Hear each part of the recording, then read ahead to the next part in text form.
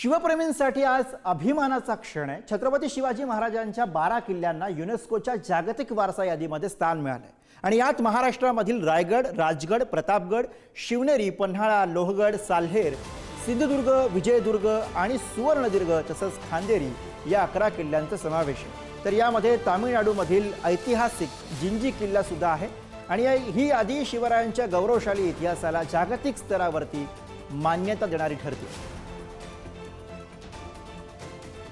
मुख्यमंत्री देवेंद्र फडणवीस यांनी स्वतः ट्विट करत याविषयीची माहिती दिलेली आहे। शिवरायांचे 12 किल्ले युनेस्कोच्या यादीमध्ये समाविष्ट झालेले आहेत, ज्यामध्ये रायगड, राजगड, प्रतापगड आणि शिवनेरी या किल्ल्यांचा सुद्धा समावेश।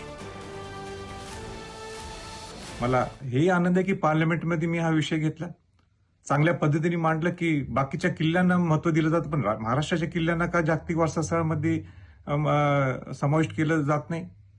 पण अतिशय आनंद आहे मला आज की युनेस्कोच्या माध्यमातून आपलं ब्रँडिंग झालेलं आहे जागतिक वारसा स्थळामध्ये शिवाजी महाराजांचे 12 किल्ले।